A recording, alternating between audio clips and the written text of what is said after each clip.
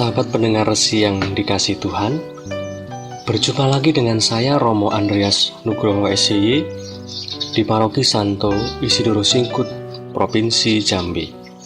Bagaimana kabar Anda? Semoga dalam keadaan baik, sehat, dan penuh sukacita. Untuk mengawali renungan kita pada hari ini, Senin tanggal 22 Agustus 2016, marilah kita bersama-sama mendengarkan sabda Tuhan dari Injil Matius bab 23 ayat 13 sampai 22.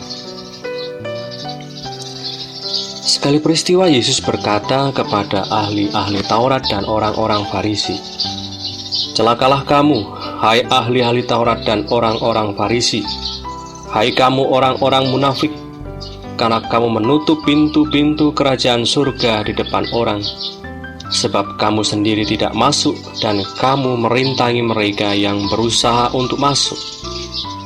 Celakalah kamu, hai ahli-ahli Taurat dan orang-orang Farisi, hai kamu orang-orang munafik, sebab kamu mengarungi lautan dan menjelajah daratan untuk mentobatkan satu orang saja menjadi penganut agamamu, dan sesudah ia bertobat, kamu menjadikan dia orang neraka, yang 2 kali lebih jahat daripada kamu sendiri. Celakalah kamu, hai pemimpin-pemimpin buta yang berkata, bersumpah demi bait suci, sumpah itu tidak mengikat, tetapi bersumpah demi emas bait suci, sumpah itu mengikat. Hai kamu orang-orang bodoh dan orang-orang buta, apakah yang lebih penting, emas atau bait suci yang menguduskan emas itu? Bersumpah demi mezbah, sumpah itu tidak sah, tetapi bersumpah demi persembahan yang ada di atasnya, sumpah itu mengikat. Hai kamu orang-orang buta, apakah yang lebih penting, persembahan atau mezbah yang menguduskan persembahan itu? Karena itu barang siapa bersumpah demi mezbah, ia bersumpah demi mezbah dan juga demi segala sesuatu yang terletak di atasnya. Dan barang siapa bersumpah demi bait suci, ia bersumpah demi bait suci dan juga demi dia yang diam di situ. Dan barang siapa bersumpah demi surga, ia bersumpah demi tahta Allah dan juga demi dia yang bersemayam di atasnya."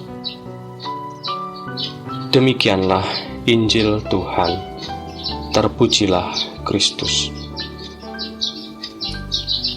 Saudara-saudari yang dikasihi Tuhan, iman mengubah hidup seseorang dan berbuah kebaikan bagi sesamanya. Orang yang makin beriman terbukti nyata dalam hidupnya yang penuh kasih, sukacita, damai, ramah, dan penuh belas kasih. Maka orang beriman harus ada faedahnya, harus ada manfaatnya untuk sesama. Memang ada benarnya bahwa beriman adalah urusan pribadi dengan Allah. Tapi bukankah Allah yang disebut Allahku juga adalah Allah untuk semua orang?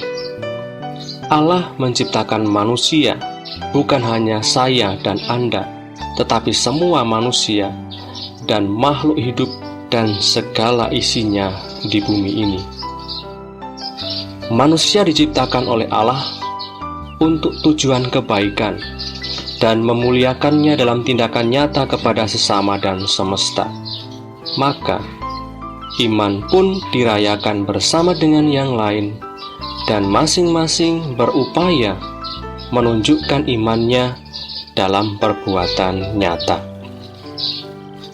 Saudara-saudari yang dikasihi Tuhan, hari ini dalam Injil kita mendengarkan sabda Tuhan Yesus yang keras. Tuhan Yesus mempertanyakan kedalaman iman ahli Taurat dan orang Farisi. Yesus menyebut orang Farisi dan ahli Taurat sebagai orang munafik, pemimpin buta, dan orang bodoh. Teguran keras itu sebagai bentuk yang diambil agar mereka tergugah dan sadar akan tujuan utama mereka sebagai pemimpin. sebagai tokoh pemuka agama seharusnya bisa mengarahkan pada kebahagiaan dan keselamatan pendengarnya. Mereka lebih banyak bicara pengetahuan tentang Allah daripada berbicara pengalaman tentang Allah. Sebagai pemegang kitab dan ahli hukum, mereka lebih suka bermain peran daripada tindakan kebaikan. Hanya bisa mengatakan tanpa menunjukkan karya belas kasihan. Sehingga ahli Taurat dan Farisi sebagai kelompok terkemuka agama Yahudi membuat bingung para pendengarnya. Apa yang dikatakan berbeda dengan apa yang mereka lakukan. Inilah orang munafik. Perkataan Tuhan Yesus keras, namun tegas. Sikap Tuhan Yesus jelas dan tegas. Bukan sikap toleran serta membolehkan dan ramah pada setiap orang yang tidak peduli untuk setia pada Allah dan sabdanya.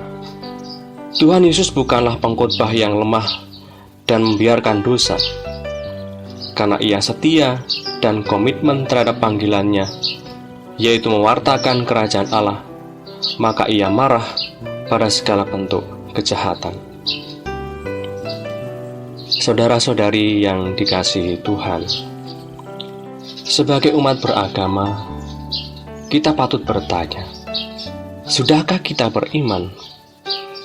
Iman itu berarti menanggapi tawaran kasih Allah dalam tindakan nyata. Kita sadari sungguh bahwa Allah telah menunjukkan kasih-Nya secara nyata dengan menebus kita, dengan melunaskan hutang dosa kita dalam penebusan Kristus di salib. Maka kasih Allah yang nyata kita rasakan ini hendaknya juga kita nampakkan, kita wujudkan dalam tindakan nyata sebagai wujud syukur atas karya kasih, karya penebusan Allah dalam diri Yesus kepada kita.